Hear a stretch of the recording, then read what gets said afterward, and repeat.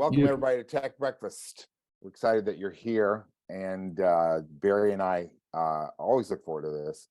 We talk about it 2 or 3 times a day, sometimes trying to figure out who's the best person. And sometimes you have someone exciting like Phill from SSL who comes in and he's like an old friend at this point. I just love having him. But Phil's going to talk to us about some of the things that we saw at the SSL night. What was that, last Tuesday, I think, right? Yeah. So is there anything you want to say before we jump in, Barry? Oh, no. If you're asking me, no. Yeah. I'm gonna sit here and just mute my mic and. Okay, Phill Scholes, take it away, Phill. Yeah, thanks guys. Thanks, Tony. Thanks, Barry. Yeah, and thanks so much for having us here. I mean, this kind of, the reason we're doing this presentation today, this came out of an event we had at SSL last week, which was mainly about immersive music and our new console, which we launched for that. But we also had this demo station set up here, and for people as well. So, kind of Tony said, it'd be great to have this shown at Tech Breakfast. So here we are. So what we wanted to go through today are our SSL controller products. So we've got various different products right here, and they're all tied together using this piece of software called 360. So I'm going to just do this intro now, and I'm going to pass you over to our product specialist who looks after all of these products. That's a guy called Tim Shortle, and you've probably not seen Tim before. Tim's based in our New York office for the most part, but he just happens to be in LA this week, so it works out really well. But Tim is responsible for all aspects of these products, which we're going to show you today. We have a controller called UF8, which is an 8-channel controller. We have one called UF1, and then we have one called UC1 as well. Tim will get specific about it, but just wanted to pass you over to Tim now, and then he can show you a little bit more about what we've got today. Hi, everyone. Thanks for having me. So this is the SSL 360 ecosystem that we have, and the goal here is creating the console experience in the digital world. So the way that we have that set up is that we've got our I/O over here with the SSL 12. It has 4 onboard inputs. It's capable of 12 with ADAT expansion, and it has a lot of routing capability in the 360 software. Each of these products have their own tabs. So what right here is the plugin mixer, which we'll get to later. But the 12 tab here shows you how you can route this through the headphones, through the line outputs for reamping. You can control the talkback for larger multi-room facilities. And then you've got some other features over here that are blocked currently. And so some of the kind of control room monitoring features as well. And it does go up to very high sample rates, though ADAT doesn't support that. So that's the 12, which we're using as I/O for this setup. It's the 360 tied-in interface. Going to go through the other products briefly. We've got the UF8, which is an 8-channel or 8-fader controller. It can do transport on its own. Obviously, the UF1 does have that as well, but it's got 3 layers and a lot of interaction with DAWs. As you can see, currently we have it set up for Logic and the plugin mixer. And the UC1 is the main one that interacts with the plugin mixer. So that's kind of the heart of the control center for using the 360 for mixing. And one of the cool features is that you can control channels that you're using, and the UF8 will respond because it's tied to the plugin mixer. And what you're seeing here in terms of these tracks, these are all tied into the DAW session in Logic. The darker ones are our 4KB plugins, and the lighter ones are our channel strip 2. So when I switch over to Logic here, you can see that we've got the plugins on the tracks. And so these 2 plugins tie in specifically to the plugin mixer in 360. It's only those 2 plugins right now. There's plans for expansion, but currently it's just those 2 flavors. Then we can go back to 360 here. Excuse me, David. Excuse me. What are the dynamics or what a compressor and an EQ so far? Yep. That's right. Yeah. So for the channel strip 2, we've got dynamics, EQ, but there is an extra feature on the 4KB, which is the input trim and the mic preamp. So the mic preamp models, I believe, the Jensen transformer. Is that correct? Models the Jensen transformer's saturation characteristics. It's controllable with the input trim to kind of get a nice level of saturation coming in.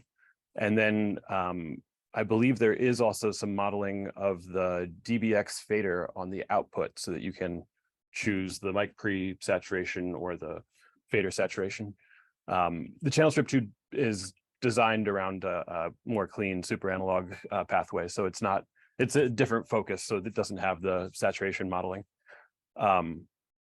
But those are the two flavors right now. It's kind of the old school 4KB, our original console, and then the very modern.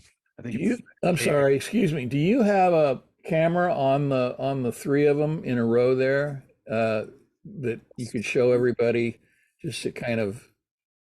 Not sure you can see that. So this one here, this is the camera. So if you look at you have to unshare the soft. Yeah, let me just stop sharing real quick so we can switch over and then we can share on.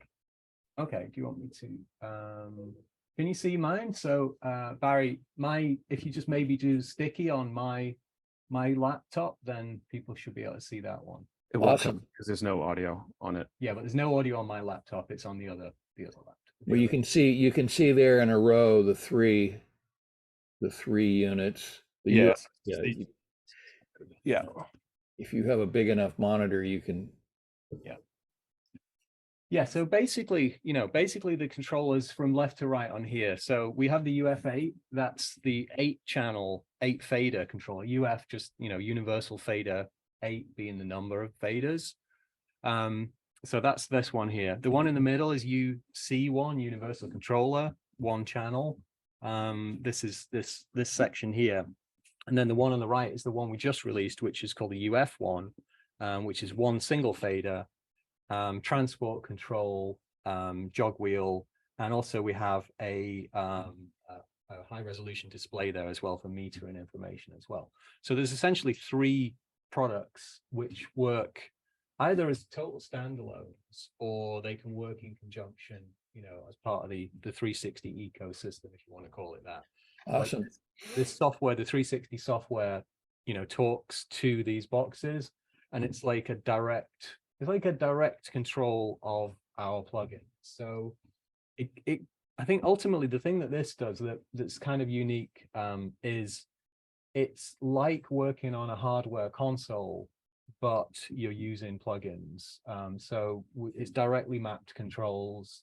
And so that gives you that kind of familiarity that you get, well, some of us like working on hardware, and this gives you that kind of hardware feel, but gives you the flexibility that you get with working in software as well. So you can do stuff, within the plugin like you would normally, but this kind of dedicated hardware gives you the ability to kind of bridge that gap between, old-fashioned console plus new style of plugin working. So it's really, what's really interesting about this, and the reason that we have this 360 page up here showing you, I mean, it looks like a console. Hopefully some of you on the call have actually got one of these products. I think one of the things that we get as feedback which surprises people is the workflow. People are used to having the Pro Tools screen or the Logic screen open and just working with that open. One of the things that we find with 360 is people will have the 360 screen open, and it's like looking at a console. It's like manipulating hardware on a console, but it's doing it within the confines of your DAW. So it's kind of a bridge between the both worlds, really. It's 360 software that gives you that console feel, but with plugins, basically. Okay. Continue, I guess. I was going to take my UF8 out of the desk here and show everybody closely what it looks like, the actual hardware. I know Les already complained that he couldn't see it. So anyway, that's what the three of them in a row. They're what, 37 inches wide, all three of them in a row. And I'm going to go get two of them out of the shipping boxes, and I'll be right back. So continue with your uh, discussion. You can go back to sharing screen, whatever you want to do. I'm going to go get those right now. I think, yeah, I mean, we're happy to talk, you know, as long as you need to about this. I think the main thing with 360 right now is this is our new platform, which came about 2 years ago now. The first thing that we did with this was UF8. The second thing was UC1, and then this third thing now is UF1. That's our latest product. But this is, you know, this, like I say, ecosystem is a reasonably good word to describe it. We're trying to create an environment where your go-to, your go-to hardware matches your go-to plugin and gives you that feel that you're not going to get elsewhere.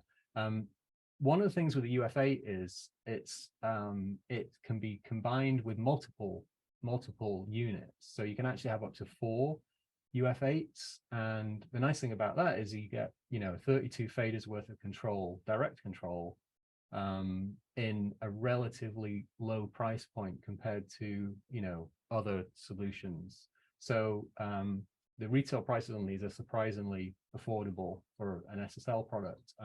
We've worked really hard in the last few years to make things which are still really high quality, but reduce the price point so that it's not astronomical SSL prices.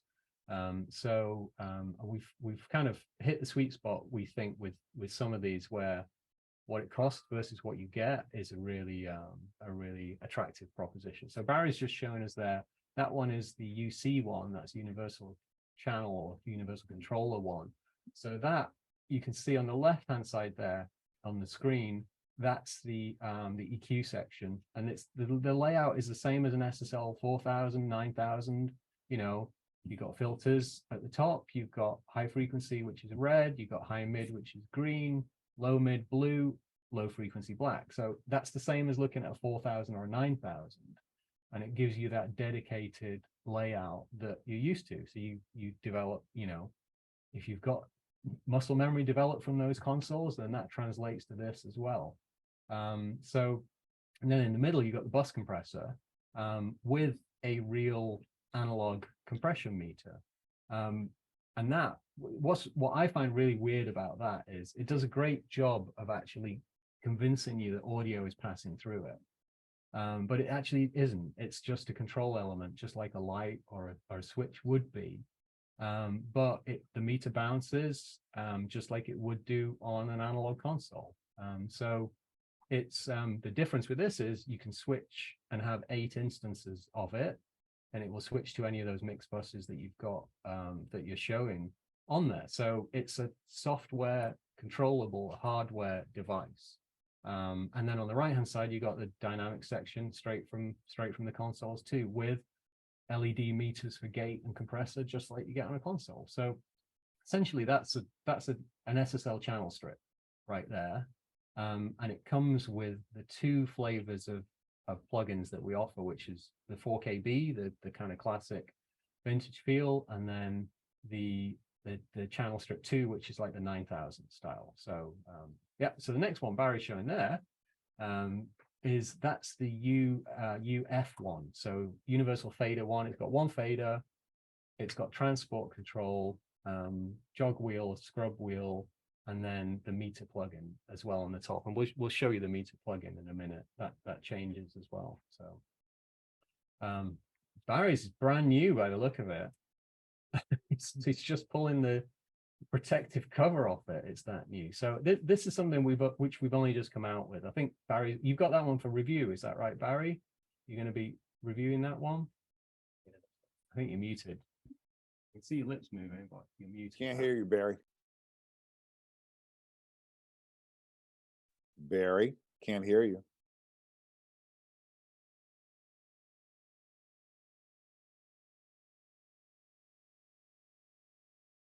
You there, Barry?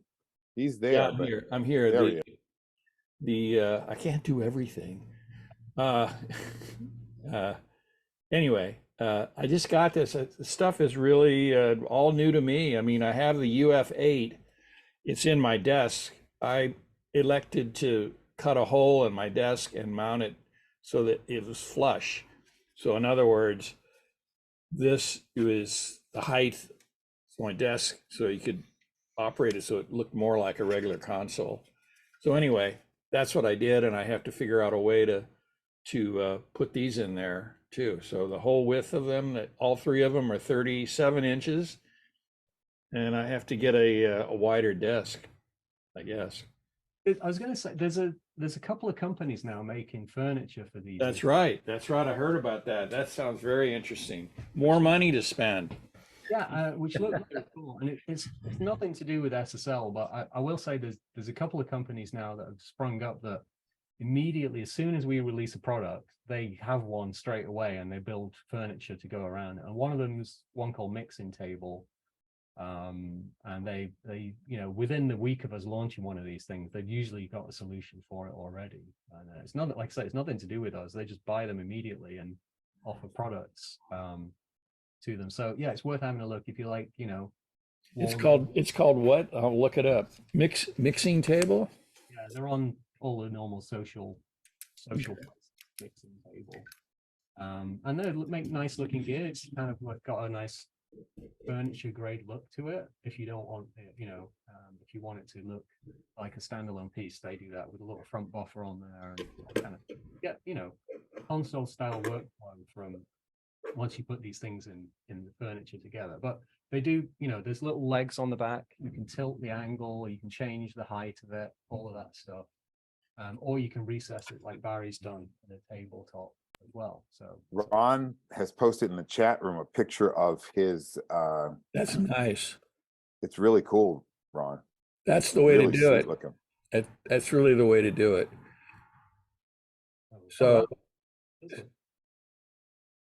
So I would probably get a new desk and do that. My cat loves chewing on the faders and knobs, and loves the feel of the faders. Yeah. Your cat? Yeah. I might add that this is I've had the UF8. That's the bit on the left there. Those 8 faders, and that thing has been fires up every time. Works perfectly. I've never had any trouble with it. So it's straight ahead. Just plug it in, and you can. There's no, unlike some other gear, there's no like fight with the with your router. There's no fight with your Ethernet connection. There's, it just works, and it seems to be very responsive. And I love being able to just reach up and push a mute button. Just simple stuff without having to use a mouse. And I think one of the things I'll mention with this as well is one of the, I don't really hear too many downsides about this, but I will say one of the things that people who haven't used them often say is, well, it doesn't have UConn. What we use a Huey protocol for these things, and it works really well, and we implement it really well. And I think a lot of people's opinion that's formed on Huey is based on the implementations that other manufacturers have possibly done in the past. And we work really hard to squeeze every last ounce of performance out of the protocol. And what we find that people who've said, well, it doesn't do UConn, so I'm not interested. As soon as they actually get one and set it up and play with it, like, oh, that was a non-issue. That was something that I didn't need to be worried about. But it often takes people actually using it to figure that out. But we try and make this thing so it's really seamless and works really well, because ultimately we're in the business of making great products, but we're also in the business of making products that make your life easier, not more complicated. So that's really what this is. It's trying to get like back to the idea of hardware, but still having the convenience of software. That's really the whole goal around all of these products, really. I consider the fact that it doesn't work with UConn. I consider that a feature. I came from UConn, and I've never been happier. In spite of the Huey protocol, I can get around, and there are all of these units are way more functional to me than when I had an S1 and that kind of stuff. Yukon has always been a problem for many of us, but I love what you've done, and I hope it'll be further developed, or, you know, more features can be done with the Huey protocol, or if you guys are developing something of your own. Yeah. Well, I mean, that's really what 360 is. We, you know, one of the things with, you know, talk about protocols really for a minute. Basically, the only open source protocol that you've got with Pro Tools is Huey. That's it. There's nothing else you can do. You can't use Yukon. That's proprietary. We're not going to get into you. We could reverse engineer Yukon, but as soon as Pro Tools next week version comes out, they'll break it. So we don't want to play that cat and mouse game where, you know, we work, we don't work, we work, we don't work. So what we've done with 360 is say, okay, ignore all of that, ignore the protocol, just directly talk to it with your own software. So that's what we've done with this. And we do it with, you know, we have other consoles that have plugins where the console fader is literally a plugin within Pro Tools. And it gives you a level of control that you don't get with any kind of third-party solution. So, you know, we have this thing called Delta plugin, which is the resolution of it is 41,000 steps on each page. So it is literally 41 times more accurate, because the steps in Pro Tools are 1024. Ours is 41 times more accurate than Pro Tools. And the only way you can do that is not by using a kind of, you know, something that's already there, is by creating it yourself. So that's what we've done. We have our plugin talks to our hardware, and then we get control over that kind of discussion. Yeah. So the same thing we did with 360. It's, you know, directly controlling our own piece of hardware. And I think one of the things that we've had with this is people say, well, does it do does it do universal audio? Does it do waves? Does it do plugin alliance? And I think the short answer is no. It does SSL plugins, and just like in the same way, you know, your SSL console only has SSL EQs. It doesn't have third-party solutions. So it gives us that, you know, ultimate control over what we can do with it. And I think the difference now is that with the SSL plugin suite as well, we now have over 30 different plugins that you can get from SSL now. It's not just a channel strip, it's not just a bus compressor. There are literally 30 different types of SSL plugins now within the range. And, you know, we add more as the months go by. We tend to add a new one every 2 to 3 months now. This one, 4KB, that's actually our newest channel strip. That came for free for anybody that had already bought this hardware. So, you know, you bought your hardware 2 years ago when 4KB came out, you got 4KB for free. And that's another thing we want to do, is try and, you know, reward people who invest in our hardware by, you know, things like that.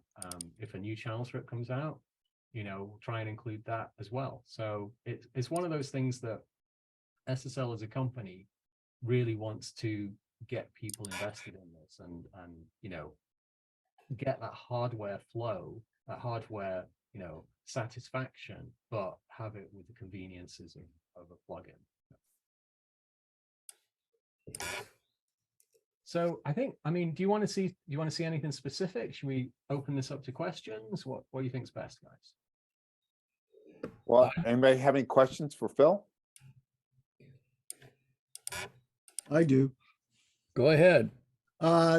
Just being that I have both the UF8 and the UF1, is there a way to separate the UF1 fader from the UF8? Is there a way to, you know, either have that as an extra fader or have it do something other than do the same, then basically repeat the most left fader on the UF1? Right now, they're kind of tied together. And I don't know if that's just a limitation or what, but I had to ask. Well, Tim, do you want to chat about that? That varies from DAW to DAW is the shortest answer I can give. In Logic, the way we have things set up here on this rig, they're there are two different connections. And the UF1 is treated as a separate controller. Some DAWs allow that, some don't. So I don't think that's something that Pro Tools can do because of Huey. On that's the MCU DAWs, I think we might be bringing that functionality, but there also may be some limitations in the way that other DAW manufacturers implement MCU. Okay, that's probably the reason. Excuse me, the Pro Tools factor. Yeah, it's as Phill was kind of mentioning earlier, Huey can be a bit restrictive, and I think this is one of those cases where the protocol kind of edges us out from doing a similar setup to how we do in Logic. Right. All right, well, thank you. With it. Anybody else got a question? There's a few in the chat here. Maybe I should just go through that. Other than the nice picture of the cat, by the way, which a few other things. That's Ron's cat with his set. I thought it was pretty cool. It is Very cool. cool. There's an Instagram account which might want. There's one called Cats on Amps. Does anybody? which is basically pictures of people's cats on the guitar amps. And I follow it. I love it. And I every now and again I'll send them a picture and say, can you please show this is cats on consoles, but if you could show that, that would be great. Every now and again, if somebody sends you a picture, I send it to them. But cool. I mean, it's amazing. Cats seem to be the most inquisitive, creatures when it comes to hardware. There's a studio I know of up in Northern California that actually has created custom plexiglass shrouds for their vintage Neve console because the cat likes to sit on it because it's warm. So to kind of combat having fur all over the vintage Neve console, they've actually got a plexiglass cover for the cats now. So it's really Cats funny. are no respecter of anything, dude. They'll sit where they want to sit. They don't care about you. Yeah, that's why Yes, I it noticed. freaks me out being on cats. A dog will lay down next to you and die with you. A cat will look at you like, okay, you're dead, so I'm gonna eat you. It's like, I don't get it. It's like weird to me. So there's a question here from Les. Tell me about hardware, please. How many converters, I/O channels, mic inputs? So actually, that's a question really for something that's on the desktop, which we've not even talked about yet, actually. So all of these controllers don't have any I/O on them at all. So they don't pass audio. They just literally, control things inside the DAW. But this unit that we have right here, which I know a few of you saw a week or so ago at the event, this does have converters and it does have I/O. So this is something called SSL12, which is a USB interface, 12-channel interface, which has 4 mic pre's in it, 8 ADAT connections, and it has a talkback section and 2 headphone outputs, and the largest monitor knob of any SSL to date. Actually, this is it here. So it's basically an interface. We do 3 interfaces now. This is the biggest of them. The other ones we do are 2 and 2 plus. Those have 2 mic inputs, but yeah, this one has 4 mic inputs. Oh, thank you, Barry. Barry's working out great as an assistant today. So Barry, here's one he prepared earlier. And you sent me this, and I was wondering why, because I have an SSL, the little one, already. 2 already. Okay. And I wondered what this was about, and now I know. What's the difference? So there's a few differences with this. Obviously, it's got 4 mic inputs. Yeah. It's got a talkback system, which the other ones don't have. And I think the other biggest difference is the audio quality as well on this. This has 32-bit converters in it, whereas the other ones have only got 24-bit converters. So this one's higher resolution than the other one. And this has loopback on it as well. So I know that's a big deal for a lot of people. So yeah, this is kind of a bigger version of the other ones, and the price point's a little bit bigger. I think it's $499 this one instead of $199 or $250 on the others. But yeah, you get kind of a bigger version. And by the way, anybody that is interested in this stuff, it's very well made. I mean, this is not plastic. The only thing plastic on that is maybe the knob. So this is stuff I look at. People ask me about reviews. I know, you know, I have college degrees in electronics, so I know how electronics works and so forth. But I look at that. I look at the construction, how it's made, what kind of components are used, and that's how I form my opinion about gear. So honestly, I just think SSL pretty much gets it right all the time. Seems lately they've had some flops. I can name, I'll call them flops. I can name some ones that didn't become. Actually, one comes to mind that I use every day, but we won't talk about that one. Well, I think the flops aren't they unique and rare? I think a lot of people, if there's ever a recording console that didn't take off as a production unit, then we just say that there's only 13 built and it sounds amazing, and all of a sudden everybody wants one. So I think with these, one of the things, and I know I've come on here and talked about 2 and 2 plus before. We don't. This will sound like a sales pitch, but we have a bit of a philosophy, and that we don't make things cheap. We just take features away. So, you know, we won't necessarily say, okay, well, this is a cut price product. Let's make sure we, you know, cut some corners on jacks or switches or pots. We don't do that. So, you know, you'll find on the back of this that the jacks are all nitric jacks, because, you know, who else makes the highest quality jacks? You know, nitric is up there on their own, really, with that, in that regard. So that's what we use. We could save a couple of bucks and put an Amphenol in there, which is exactly the same design. You can call it, you know, a clone, but it would save us a couple of bucks, but it would mean that we're not using the best components. So, you know, we don't kind of try and compromise there. We'll keep it as good as we can, but we will say, okay, for this price point, this is the feature set you get. For the higher price point, this is you get a higher feature set. So it's just one of those philosophies. We've always kind of tried to do that. Is, you know, just because it's a lower price point doesn't mean it should be a lesser product. It should perform as well as, you know, the kind of products that cost a lot of money. So we have a question from Nigel. Thanks for this. He's asking, what does 32-bit converters mean? What does it mean? The filter math, I suppose, huh? Yeah, so basically it's the bit depth. You know, the bit depth of the converter chips that we use.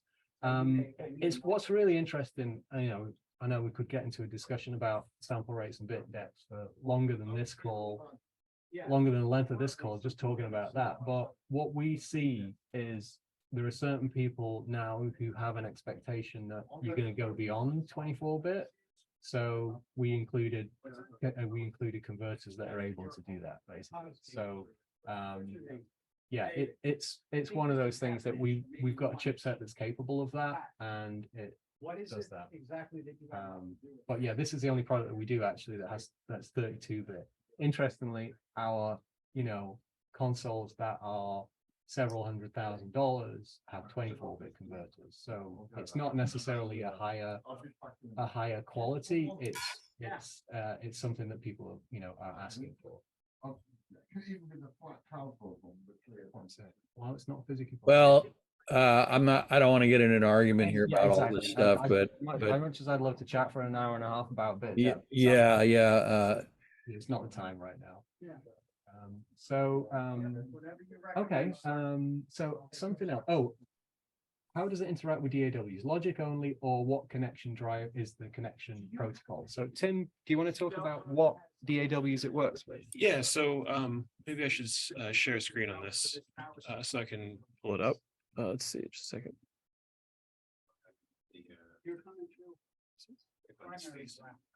Oh yeah, thank you.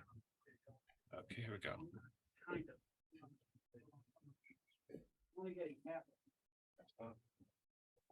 All right, here we go. So we have several different DAWs. Not all of them have profiles, but we do have profiles for the ones listed here. Pro Tools is Huey, and then all of these are MCU. I think there are a few of the other DAWs. Most of the DAWs that support MCU have some sort of functionality. We do have an FAQ on our site that explains what unsupported DAWs what functionality they do have or should be expected, and which profile to use that's the closest to get the most out of that MCU arrangement connection. But all of these are officially supported because we have profiles. So Pro Tools, Logic, Cubase, Ableton, Studio One, Luna, and Pyramix. It says UF1 time code readout. What is that about? Talk to us about that.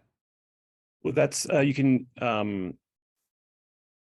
I guess that's just you can have time code in SMPTE or a few other formats, but this is just how bright it's going to be. I believe. Oh, So, okay. So that if you're in a dimly lit studio, you can keep it on dim so it's not so bright on your eyes, or you can just turn it off altogether. Okay. But it's, I think format wise, it's generally Obviously, I haven't got to the UF1 yet. So once again, I'll hook it all up. Don't worry. yeah. Cool. Actually, one thing which would be nice to show is the metering. Don't know whether you can show the metering on UF1. I think that's something which Yeah. which has been intriguing people about you. UC1's UF1 is kind of the by popular, it's a product by popular request.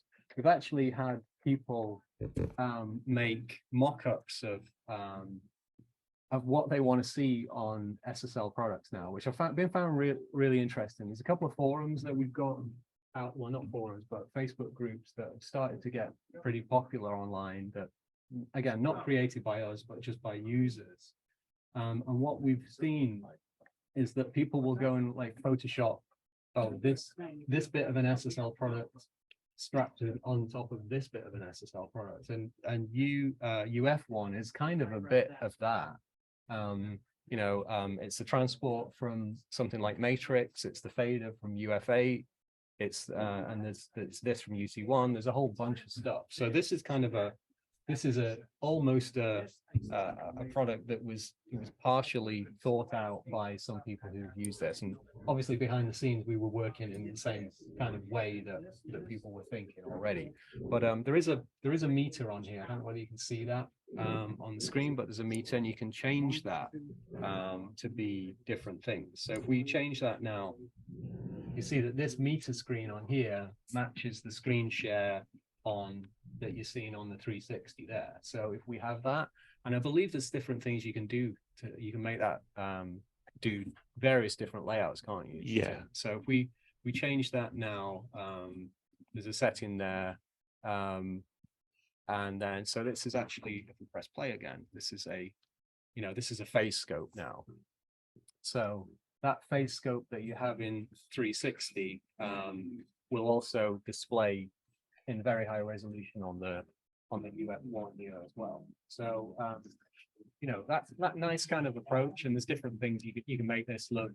It looks like here where we got the different frequencies all the way across. And I think, have you got one that looks like a analog meters as well? I think we do, yeah. So we can even have analog VU meters as well, and it looks the same on the hardware, just like it does in the 360. So you have a kind of a nice comfort factor there, where you've got analog VU, but you've also got flexibility to have a phase meter, peak meters, anything you kind of want. So you choose how you lay this out. You choose how it looks and how you configure it.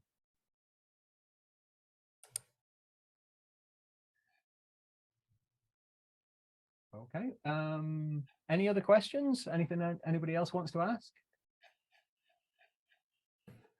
It all looks really good. And one of the things when I went to the show or to the office last Tuesday, when I walked in there, you all had it there in the back. It looked really impressive seeing everything together.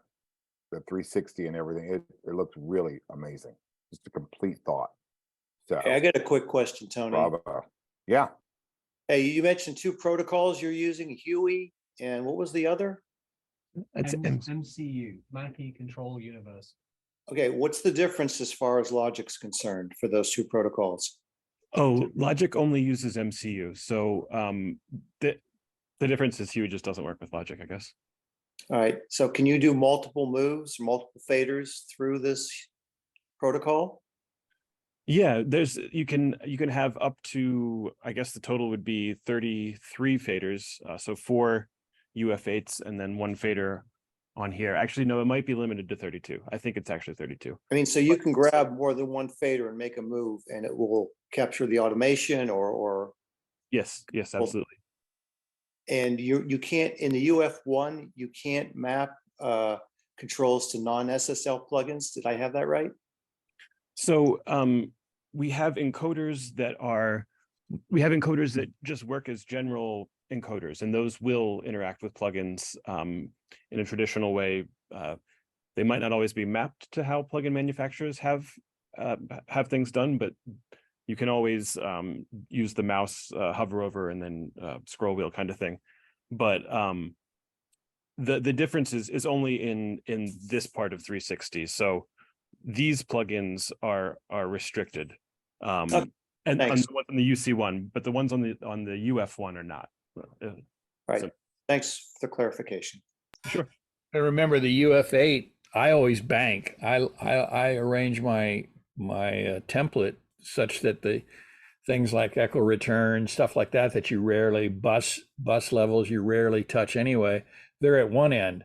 The stuff that you want to move, put your hands on, is in the top bank, and you can bank 1 fader at a time or eight at a time. So it works out pretty well with just one UF8. I'm just going to throw that in and shut up now. Yeah, I agree. It's a lot of flexibility with one unit, but of course there may be some situations where session demands require more. But yeah, I think it's very fast moving around, as Barry's saying. So it might not be as restrictive as one might think.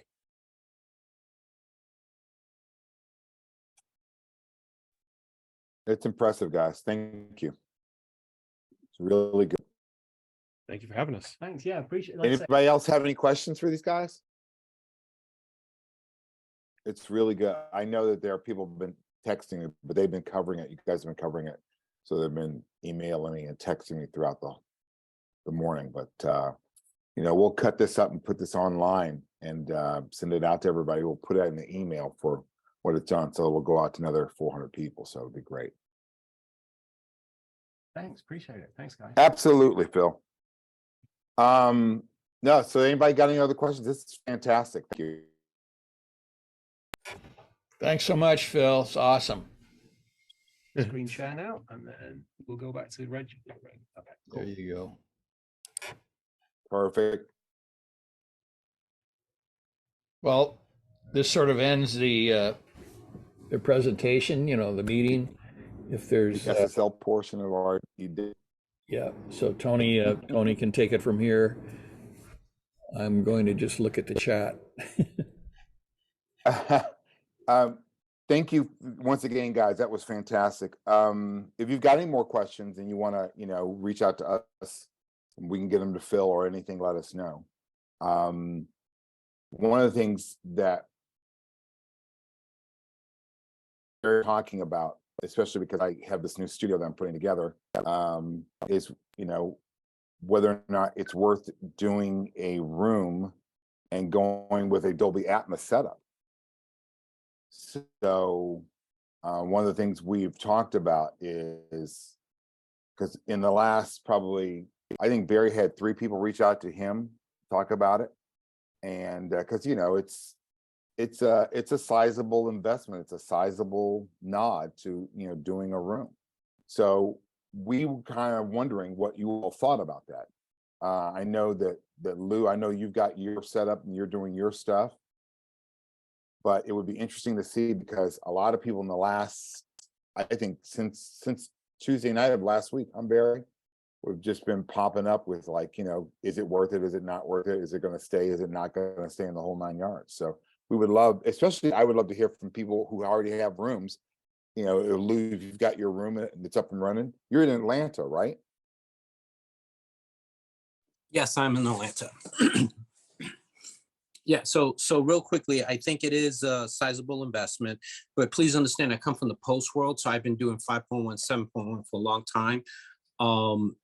And when I get asked the question, of should I invest in a room for Dolby Atmos for music.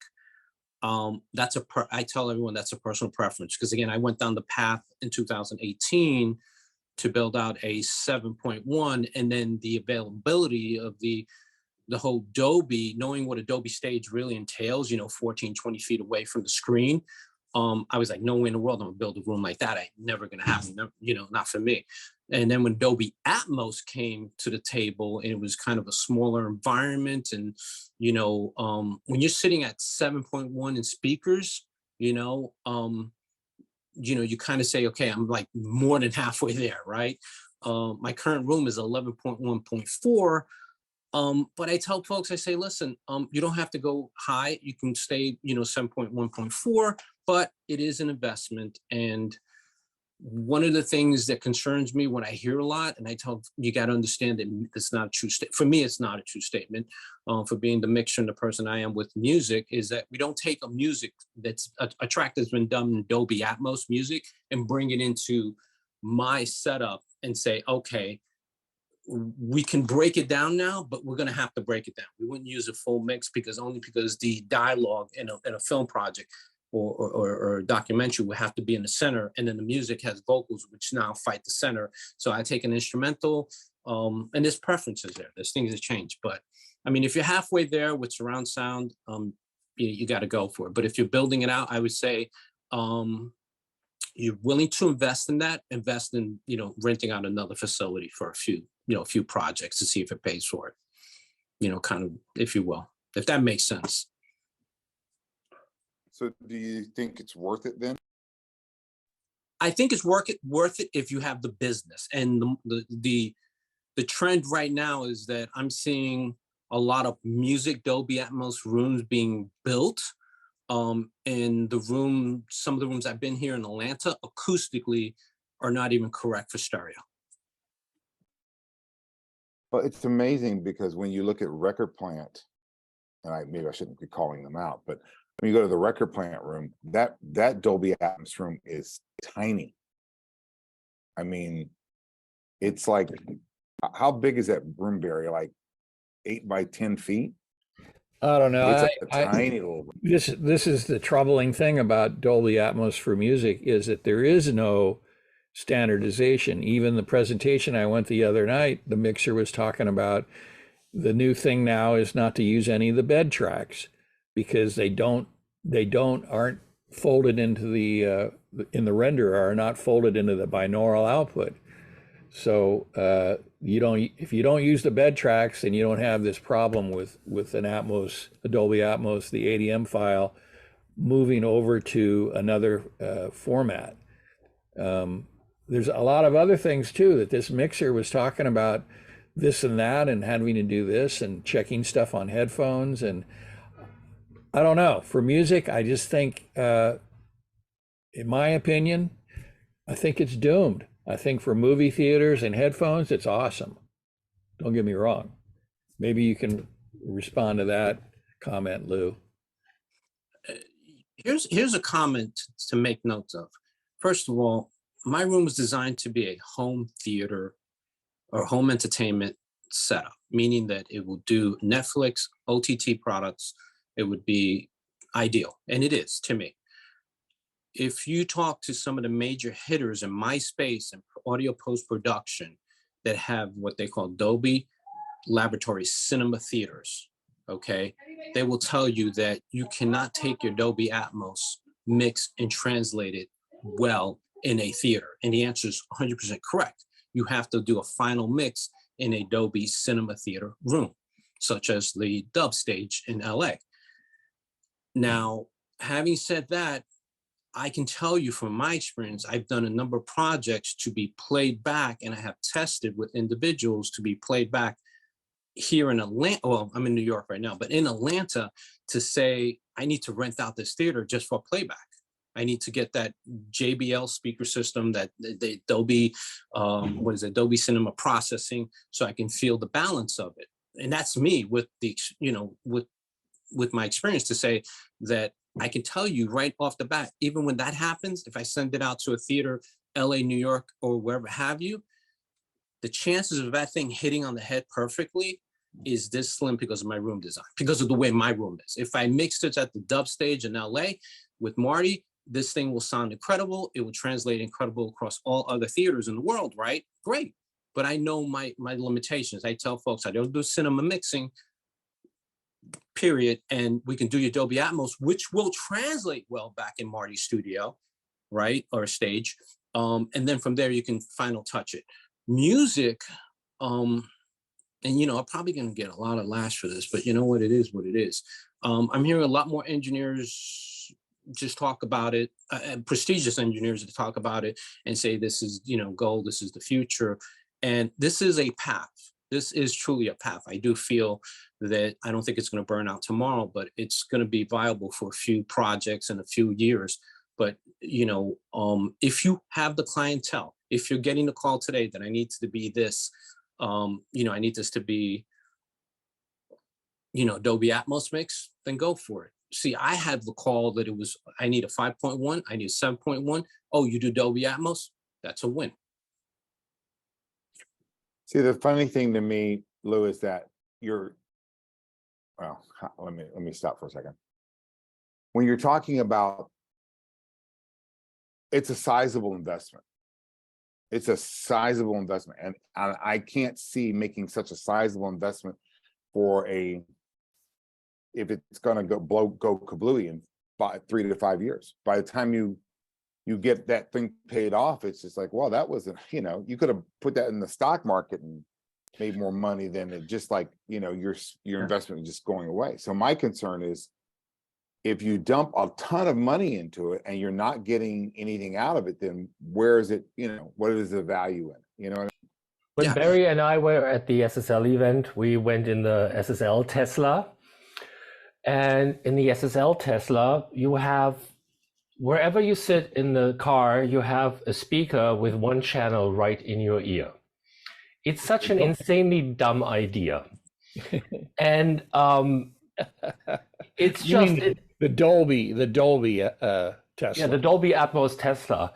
And so I think that if you have a client and if you do audio posts or theme rights and all of this, you need to go Atmos. I think in music, for the same reason that 3D films didn't take off outside of special events and have been struggling, we will have the same issue here. Barry and I sat in the perfect Dolby showcase, and they showed us a new song they did for the Dave Matthews Band. And the background oohs and ahs come in and they waft all over you and they drown the lead vocals and it's phasey. And this is the best place in the world to listen to that. And everyone I know is switching off immersive. So I think that if your thing is audio post, yes. If your thing is music, I would only do it if you have a client lined up now, because I'm pretty sure in 5 years, we're not going to talk about Atmos like we're talking about it now. A very good point. Very good point, because Tony, my direct answer to you and the team here is, honestly, survey your clients, get a feel of like, hey, if I had a room, would this be something you're interested in? Tony, I know you're not shy about that. So that's the best answer there. But I am. I mean, it's one of the things I talked to John Connolly yesterday at length about it. And John was just like, it's kind of like, if you build it, will they come?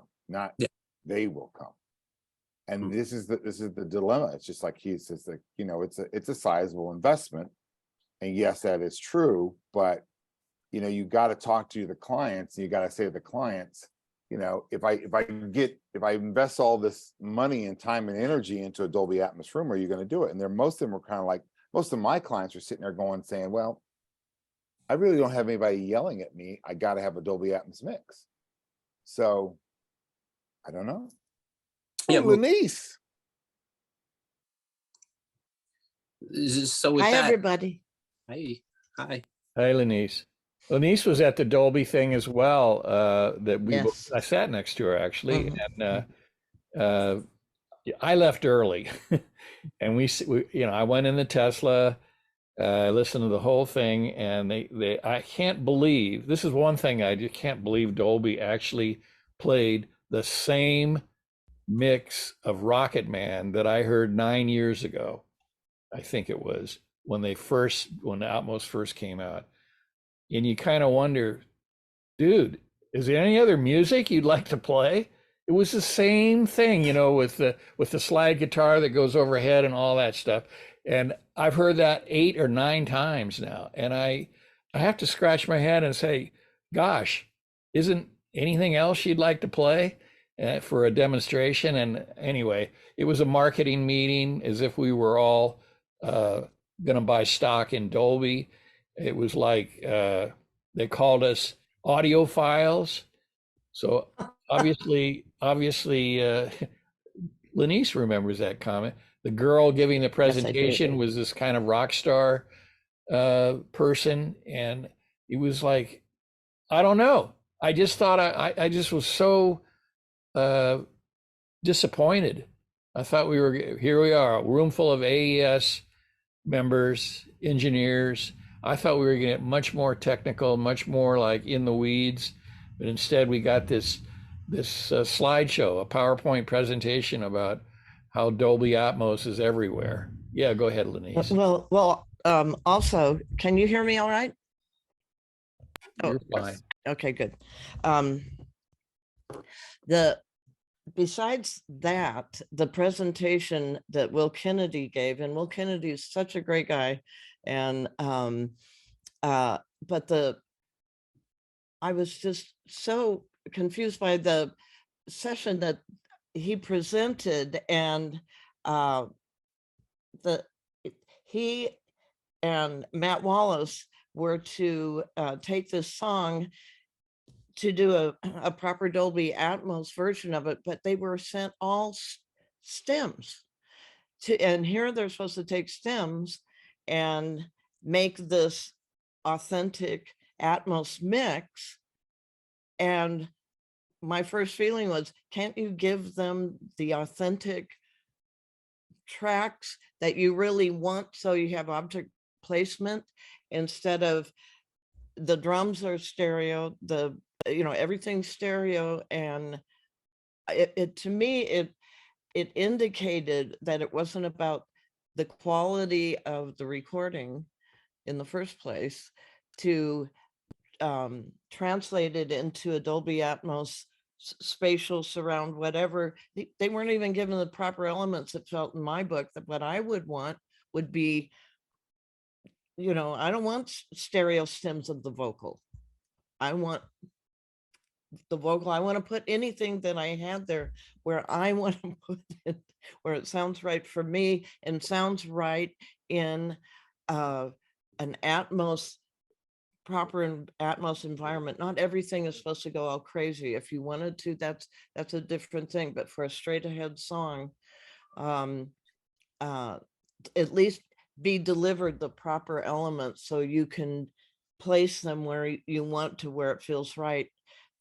In New York at AES, I don't know if any of you who were there went to hear Fab DuPont's mix of Snarky Puppy from the Hollywood Bowl concert where they opened for Steely Dan, and I was there at the concert.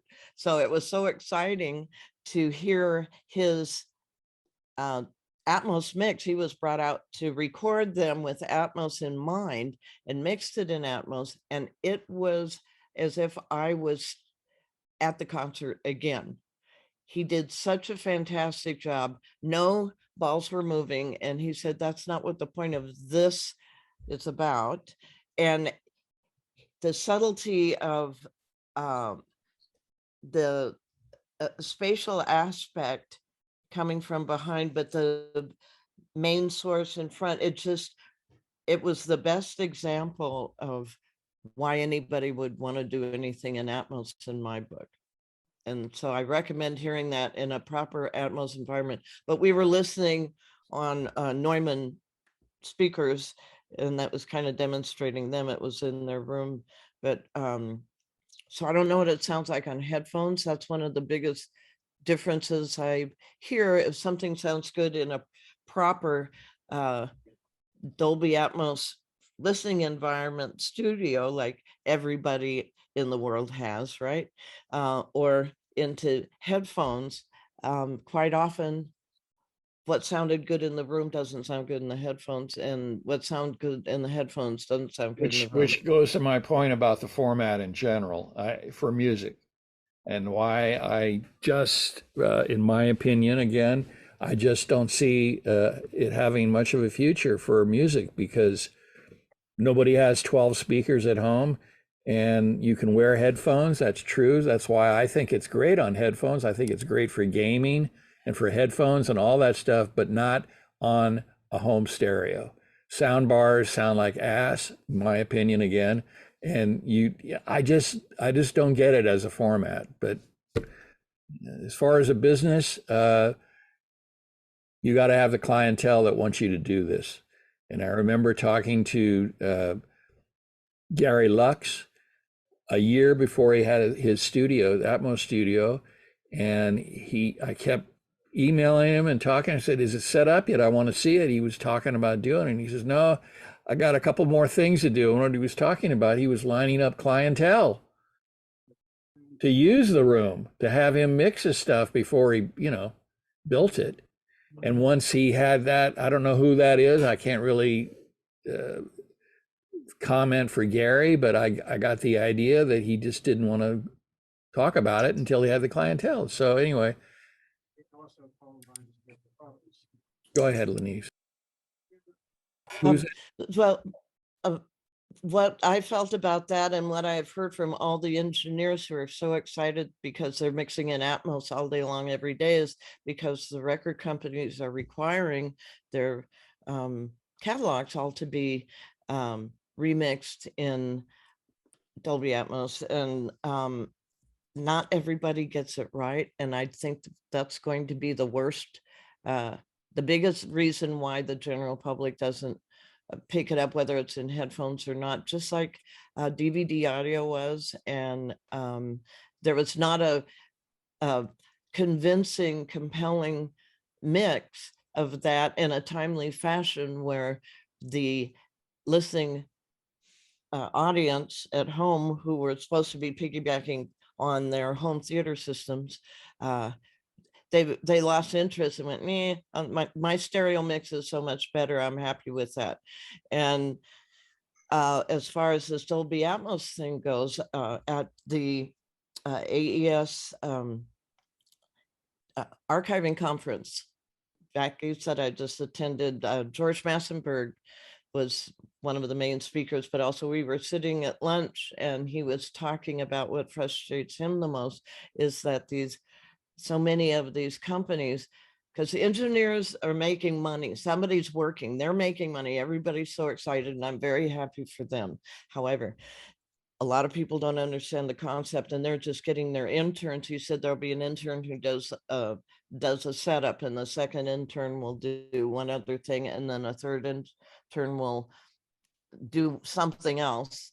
And he says these are not people who have any experience with what sound is supposed to sound like, what music's supposed to sound like, and they're just watching the balls and placement and doing what they're told, and they hear something, but they don't hear quality audio. And that was the biggest frustration that George had, is that they're cranking out junk, and where if it's to sell, honestly, it should at least sound good and but be done by people who know what they're doing, what it's supposed to sound like. And there are a lot of people who do, but they're not comparing it between, the main thing that's going to be listened to on his headphones. And so it's got to sound good on headphones, but it doesn't sound good anywhere else. And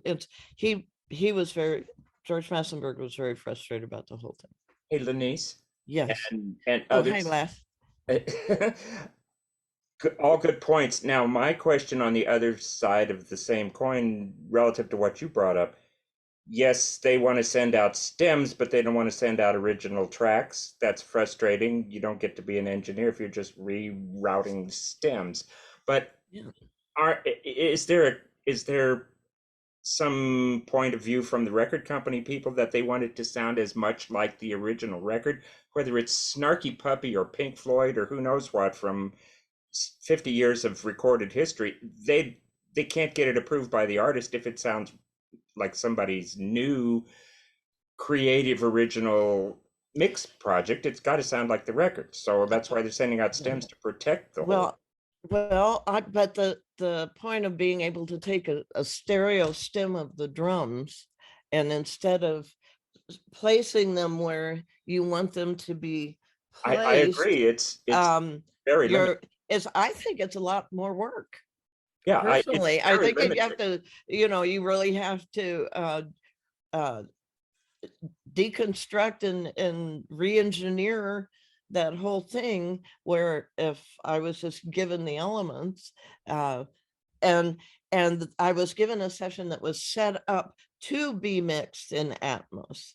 So if it was the original recording mix, anymore, it has, hundreds of tracks on it. Well, create me a file and a session that has all the elements I really want to use and nothing else, and send it to me and allow me to put it and totally reference the stereo mix that was successful, and also to work with the original engineer and producer if at all possible. Now, quite often that can't be the case, but referencing the stereo mix, I think, is essential if one is to maintain the integrity of the vision of the artist and the original producer and the intent of that. So you're a really good engineer, and you can probably do that, and many of the others of us as well. But so many classic albums are all about the sound, which was mixed maybe from 72 tracks of synchronized 24-track analog tape on a giant console with racks and racks of this and that analog. How are you even going to make the new record sound like that unless they give you stems, which means you're limited? Well, I think you're at that point, you're still compromising the potential of the quality of that Atmos mix. Of course you are. So what really matters here, and right now they just want content. Engineers are delighted to be working, and I'm so happy for them. And I actually have a few things on the board that are possibly coming up for me to do Atmos mixes, and I'm happy about that. However, I for these I have the ability to request the kind of session that I want, and I will be working with the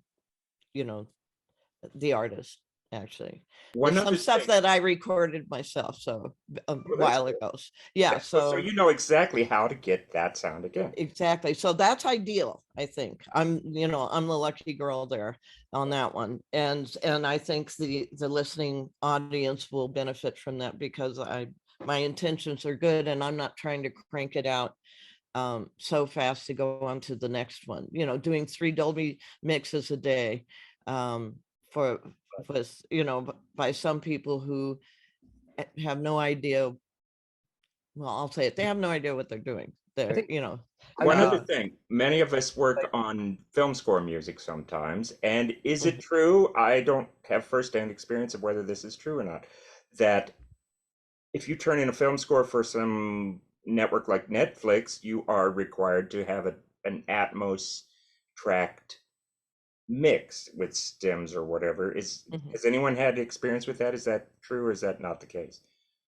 That is true with Netflix. Yeah, that limits people who do film scores to have an Atmos certified room, or I think yeah, possibly. I was going to say one of the things that I think you really got to make a differentiation between film, post, TV, and music. It's completely different. You can't treat it the same. You can't treat it differently. Well, but I'm talking about the what's in between those two, which is film score, which is for a movie.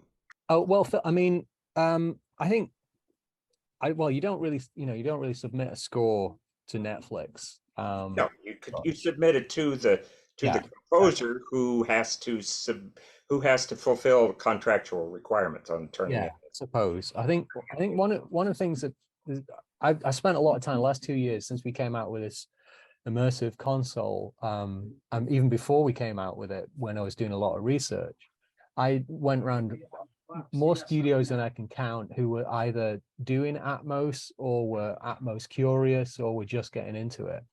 And one of the things that one of the arguments of whether or not it's going to continue, whether it's going to carry on, I think is almost irrelevant at this point, based on the requirements of the labels. And I think to the point earlier that what Dolby did the other day with their event, just working on stems, that's kind of definitely the not preferred way of doing it.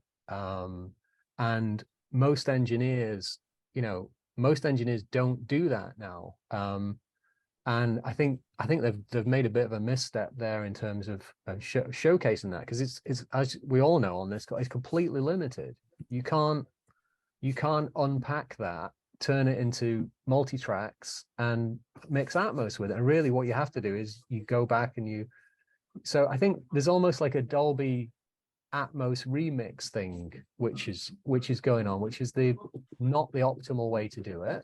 But the people that are doing it properly are not doing it that way. They're, really the engineer should be doing the stereo mix and the Atmos mix. And that's what I'm seeing now out there, is that's what should happen, and that's what is happening now, thankfully. The record label have a requirement now that you're going to deliver Atmos. So you can either choose to do it properly, or you can choose to just, do it from the stems because it's more quote unquote convenient for you. But the people that are starting to do it for real full time are doing it from the multi-track, but they're also delivering stems as well, because that's a deliverable requirement.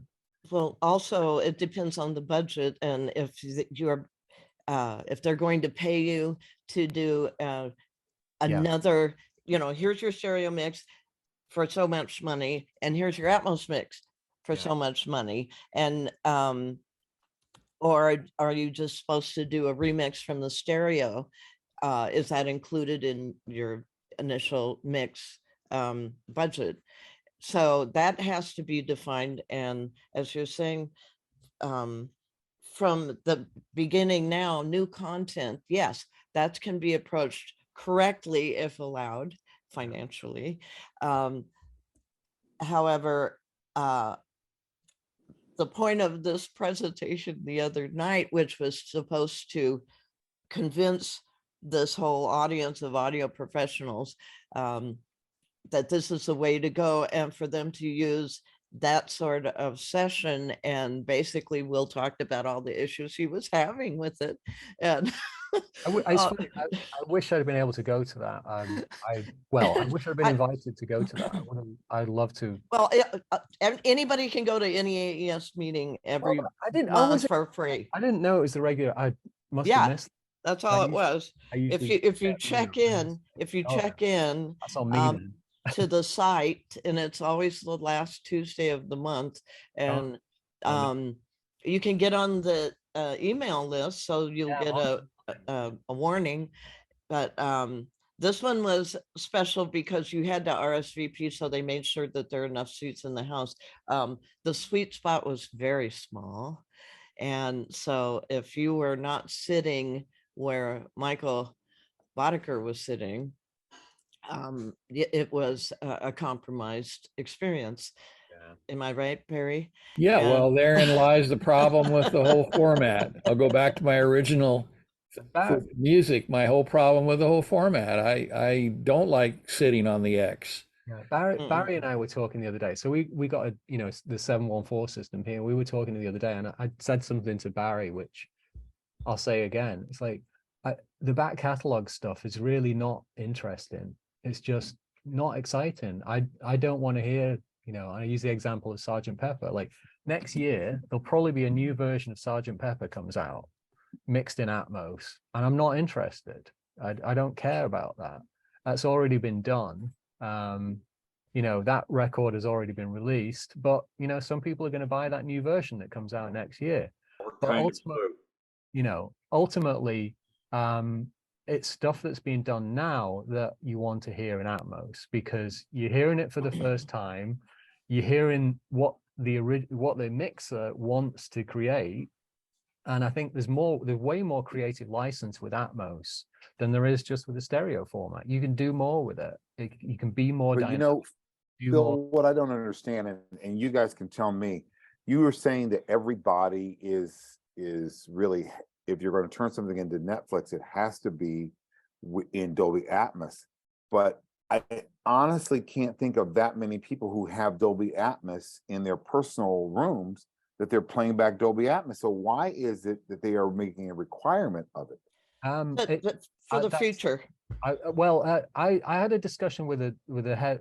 Sadly, he's not there anymore. But the guy who was responsible for Atmos at Dolby about 18 months ago, and he turned my opinion around on whether or not it's going to carry on or whether or not it's important. And at that point, he said there are literally 1 billion devices out there already that are Atmos capable, and it just takes software unlocks for them to be working. And that was before Apple had announced it would have spatial audio on the iPhone.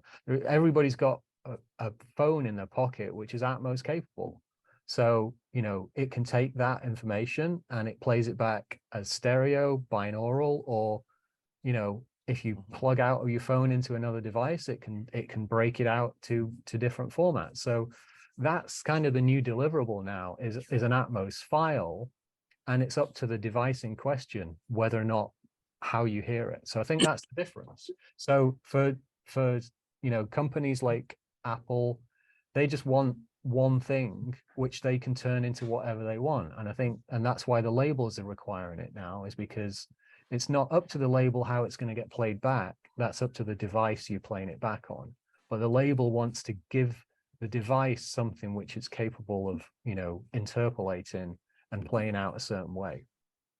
Well, to Do get you people think to listen to it, you have to have massive quantities of content for people to feel, oh, this is supported, because look at how much stuff is now in Atmos. I must want to listen in Atmos because there's all this music that's now better, or at least it's an Atmos choice. And this is the thing, I think what is the best way to sell Atmos, if this is what we're doing, is to make it a choice. Not everybody wants to listen to the Beatles in even stereo. Some people say, I prefer my mono mixes. So yes, listen to those and listen. And so if you're happy with the stereo and you're not interested in Atmos, that's okay. But if you want to say, gee, I wonder what this would sound like if it was mixed well, please, you know, that's big parentheses.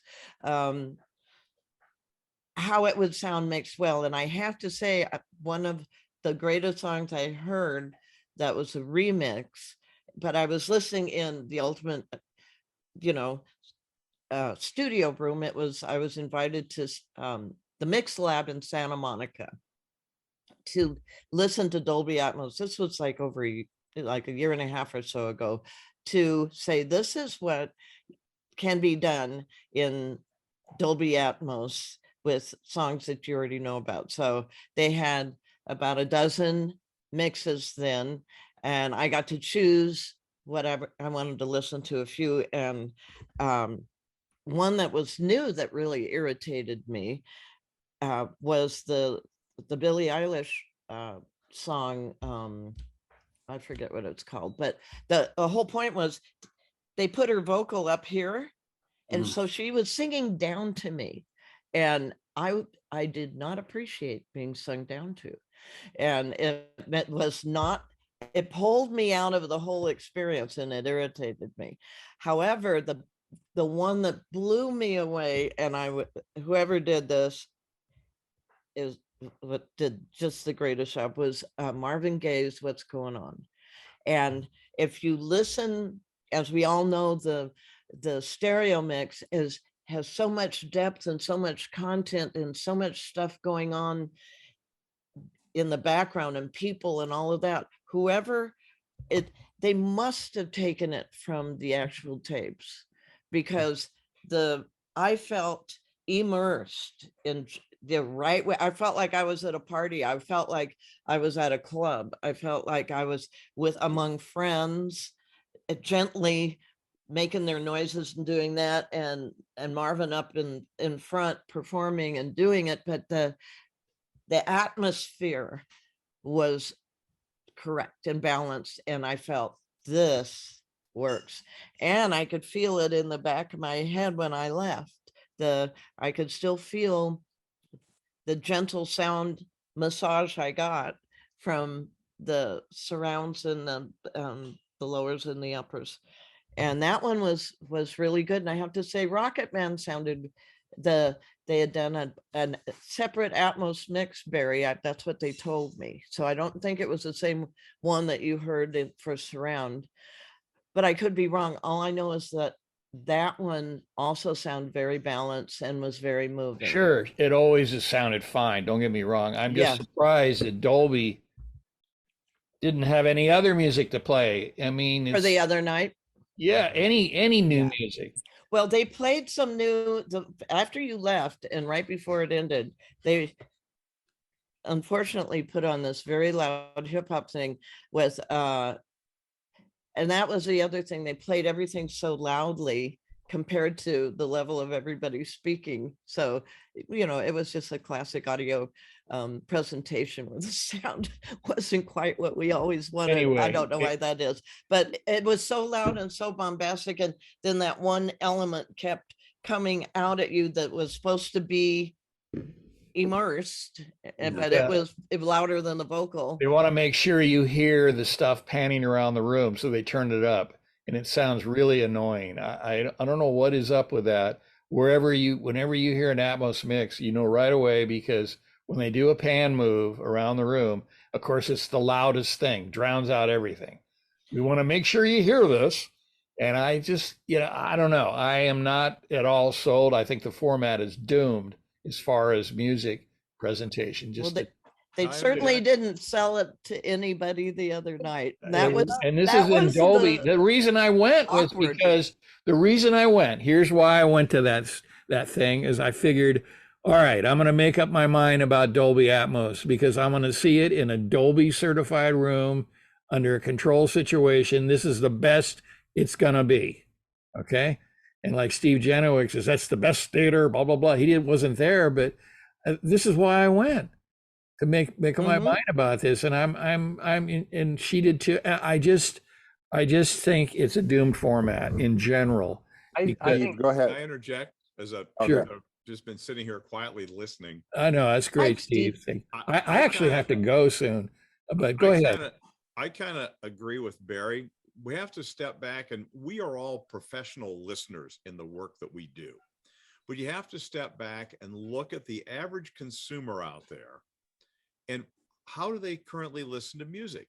They're listening to it on their Alexa. They're listening to it in their car. They're listening to it maybe on cheap Apple earbuds when they're working out. But the days of, like when I was a kid, we would get the new album and we'd go home and we'd put it on whoever had the best stereo in the neighborhood, and we would sit there and we would listen. And that's not happening that much anymore, because people are looking at music as just a commodity. Yeah. So I kind of agree with what Barry's saying. Second point is, so that's people listening at home. Yes, and people are saying, well, I'm going to put a home theater in. I've got a sound bar on the front of my TV. They're not putting in multi-speaker systems in their house because they don't either want to mess around with it or don't know how to deal with it. So they take the easy way out and do the sound bar, which I agree, they sound kind of weird. And the other place that people listen to music is at a venue, at a club, at a concert venue, outdoor community music event, a weekend thing in downtown. And there's no way any of that's ever going to be done in Atmos because it's a PA system. Well, so I kind of agree with Barry. The average guy out there listening, I don't think we all have we're listeners, and we all have this kind of, we want to, and we're all technology folks, and we want to deal with that. We want cool, neat new technology. you know, it was 5.1, 7.1, and everyone was all jumping on all those bandwagons. And most of the people today, they don't even realize that there's sound bars capable of some of that playback. They just turn it on. Hey, Alexa, play 80s music. Okay. And I think speaker. Awesome, Steve, thanks. Lou had a comment. Go ahead, Lou. Oh, you know, it was a technical comment to share with everyone because having experience with the Atmos and having experience really with 5.1, 7.1, I do recommend that if you can, well, it's a real simple process. Go ahead and set up your Pro Tools rig to monitor loudness output from the renderer to a fixed channel, aux channel or instrument channel with a metering that stays live on it. Because whenever you solo something that's a stereo track or a mono track, you're able to kind of see the loudness level on it. That will help with the translation between a stereo mix and also to a basically a you know, Atmos mix. Because when you deliver to Netflix, going back a little bit to that, you're delivering stereo 5.1, 7.1, and Dolby Atmos today. That's the deliverable specs. Yeah, exactly. And I think one of the things that I just wanted to say about, so I think in terms of whether or not we decide we want to listen to Atmos or not, it's kind of irrelevant because we are, you know, we are not Apple, we are not Spotify, we are not whatever. And I think we just listen to music now, we stream it. You know, you can listen to a CD, which is obviously stereo, but if you were listening to music in a non-physical format like most people are doing now, you don't really get the choice as to whether you're listening in full Atmos or not. You just listen to, you know, you can't go and buy a Sonos speaker system and you can buy a stereo one or you can buy an Atmos one. It's your choice whether you do that. But ultimately the same streaming music is coming to that device, and that the company that's providing that streaming service has decided what you're listening to. You know, so I think you don't have the choice where you're like, well, I only want to listen in this, I only want to listen in that. Doesn't matter. You're listening to Spotify or Tidal or whatever. It's whatever they're pushing at you. And what they're pushing at you is Atmos capable music, whether or not you choose to listen to it in your headphones or your 5.1 or your 7.1. I think the massive difference between Atmos and everything else is it's not dependent on a speaker format. You know, it's the only surround format that doesn't make you have a certain number of speakers in a certain position in a certain location. That's the difference. So, you know, 5.1, you have to have LCR, left surround, right surround, sub. 7.1, you get the same with sides. You know, all of these other formats, you have to have a certain number of speakers and be sat in a certain position. But with Atmos, I can listen to the same, you know, I can listen to something on headphones or speakers or something, but the company that's pushing the music to me has decided whether or not it's Atmos. And I think that's the biggest difference. So it almost doesn't matter whether or not you think you're going to be listening to Atmos, you're going to be listening to Atmos capable, whether or not you choose to listen to it. And that's the difference. And I think we can debate that as we want, but ultimately that's a decision which we're never going to make. It's the companies pushing the music to us that's already made the decision. You're going to have an Atmos capable of music listening experience, whether or not you have two speakers or 11.1.4, whatever you might have in your room. So I think that's different about it. And so for studio owners that are contemplating like Tony about Atmos, what's the answer? In my opinion, again, I would say to be able to add it later when you have the clientele that will pay you money to do Atmos. So for now, I'm not jumping around. I'm going to give a really clumsy analogy. It's like, you know, from several years ago. Do you want to be the studio that can only deliver a mono mix, or do you want to be the guy that can deliver a stereo mix? You know, if you are the guy that can deliver a stereo mix, you can also deliver a mono mix. But if you're the studio that can only deliver a mono mix, you're going to have to hand it over to somebody else who's going to get a sum of money to do a thing. So either you want to be the guy who's capable of making all of the money for that mix, or you have to hand it off to somebody who you hope is going to do something good with it afterwards. So what we've seen, what I've seen personally is I've seen loads of studios on the fence as to whether or not they go Atmos. And they say, well, it's a cost, it's an inconvenience. Do people really care? And what they've all seen is, oh, we've got business which we didn't know we could get previously. So it's almost like anybody making a decision to build a new room now, you kind of have to do it. Whether you like it or not, you have to do it, because if you don't, you're going to miss out on opportunities, I would just like to comment on the end listener aspect of it. I have kids who, my son's 30 and my daughter's 25, and their friends and my nephews and all of that, they're all going to clubs and raves and are going to concerts where the music is surrounding them all the time, and that's what they want, and they want to go crazy and feel this music doing it. It's a multimedia extravaganza with lights and all of that. So when they go home and they have a party, and my neighbors next door are about that age, they're late 20s, early 30s, and all of their friends, we're hearing it thumping and pumping. And I would imagine that this was inspired by listening to you talk, Phill, and everybody. I would imagine they want a similar experience for when they throw their in house parties, and I can hear them. I don't know if it's swirling around the room and they're doing whatever, but I would imagine they would want that. And so, to simulate when they go out to the rave or whatever. And so I certainly think there's a market for it on many levels. And again, I think it will be a choice. And so having content that is available, hopefully the new stuff will be done correctly, and some of the old stuff will be good enough to inspire people to want to listen to it. That's all we can hope for. So both Phill and Lanice, you're both saying it's worth the investment to do it. In short. I disagree. Well, When it's just being done. wait. So Wait. Yeah, When is Deutsche Grammophon going to release a Dolby Atmos mix of Stravinsky? Does that make any sense? I think this is degrading the value of music. Yeah, classical sounds amazing in Atmos. yes.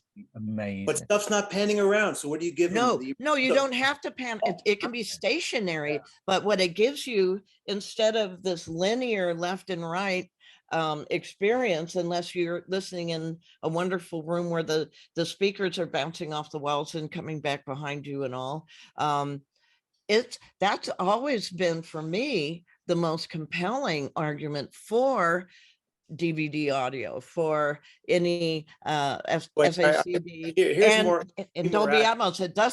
The balls aren't moving, but hold on. The placement is spatial. What happened to SACD? SACD was going to be amazing. It died. Because SACD could have been super amazing. Because the end listener, there were too many lousy mixes of it. Remember, we all went to the surround expos at the Beverly Hilton and listened to all these versions of it, as well as SACD in the back, and some of them were just absolutely dreadful. They were terrifying. But the one that was, again, this is where I went, oh, this is where this works. Is I think it was Bob Margouleff had done. There had been a wonderful Bach recording done in this cathedral, and you could feel like you were in the cathedral, even though DVD audio was, again, linear. It wasn't above and below, but you felt like you were in. He captured the environment in his DVD audio mix that made you feel you were in there. And so the surrounds were subtle and beautiful, and it wasn't about stuff going everywhere. It was done so correctly with the integrity of the recording. It captured what you would have felt there. And that was the one mix that in Anyway, the you DVD already audio. indicated that's the exception to the rule because majority of Atmos mixes are subpar. Well, and it's Bob Margla. That's on the Of engineer. course, of course, of That's, course. that again, they know that's on the engineer, right? Whether it's subpar or not. I've heard Atmos mixes which I think are really not good at all, and I've heard ones which are just incredible and engaging. And more than anything, what it does give you is the ability to be creative, and either you can phone it in and just tick the boxes and then say, here's an Atmos mix, check, done, or you can take advantage of it. And Right, and if you're just streaming the end product, how do you get your money back if you're just streaming? Because you can't do Atmos on a CD. In terms of real music, classical music, jazz performance, how do you get your return on investment? I think that's what we all would like to know. Subscription prices, that's the only thing until the laws change to where the content creators are compensated fairly for the work that they do. The record companies and the streamers are, make all the money and the rest of us don't. Exactly. So that part has to change, because you're right, you don't make the money doing that if it's streaming. So there's that. The one thing that is the biggest issue that I've seen, I went to a pre-NAMM event at Apogee with Bob Clear Mountain playing some of his mixes and then playing back, and he and I got into a discussion, and he was very adamant about the fact that we were talking about the same Atmos mixes, and he couldn't stand them and I could.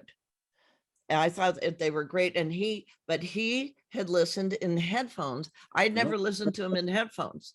And that I've realized later, that's a big issue, because if it sounds fabulous in this room, it has to also sound fabulous in headphones.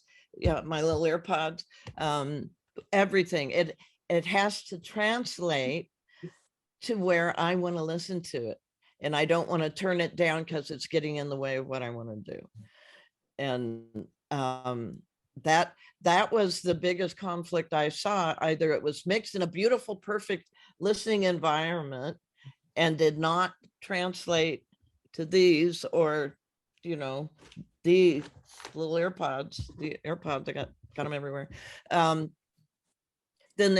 they're not going to enjoy it and they're not going to listen to it. So if it only sounds good in headphones, but then it sounds crappy in a proper environment, too many variables, and the end listener is not that dedicated to the music is to enhance their life experience. And it's not so much about the music to them, but it's the experience. And if the experience is not pleasurable, they're not going to do it. The performance trumps all the technology. You can listen to a wax cylinder of Robert Johnson or whoever. So all this basically effing with the music. You're speaking to someone who went to Berklee College of Music, who's an audiophile. Music first. All this technology serves music. Now Dolby is swapping it around where technology first, music serves the technology, in my opinion.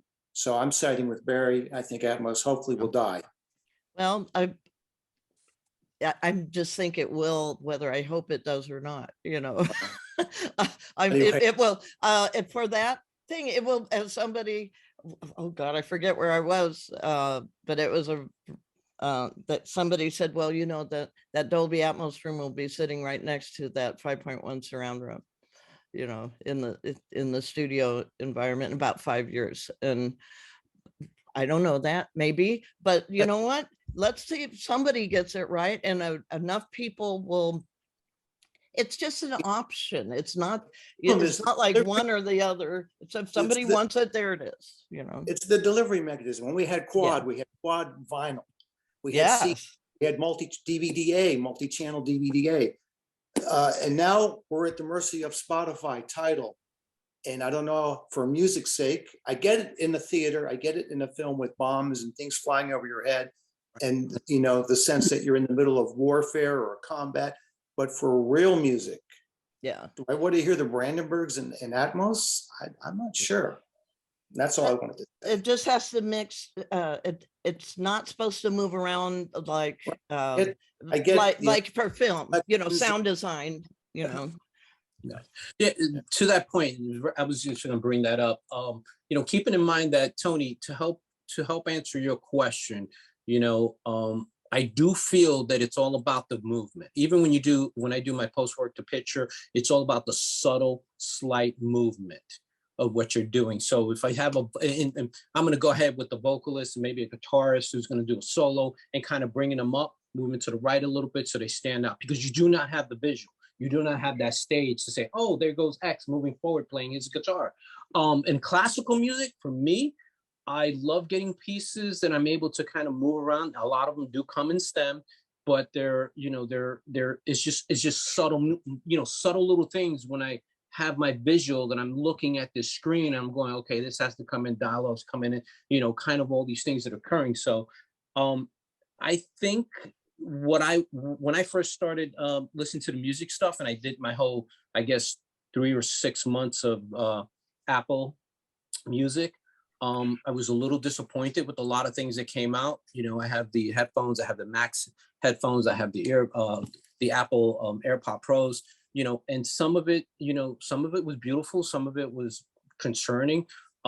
But a lot of people had this movement of too much going around too quickly, which was more distracting than allowed me to enjoy the music. I sat back and I said, whoa, this is crazy. I've had a company come to me with a project and said, we want to make sure it has this. I actually did a Mercedes commercial that never aired. It was animated, it was great, but yet it just, they wanted all this movement and Atmos, and I was like, the music isn't going to work. The music doesn't work with this. It's not, and it didn't air. I don't know if it ever will, but Tony, I think you have to look at I would tell you, go ahead and try, book a room. I mean, comfortably book someplace that you feel like, maybe Gary's room, and say, I'm gonna do an Atmos mix and this is what I'm doing. And, stand back and say, does it sound right for me? Great. Does it translate correctly?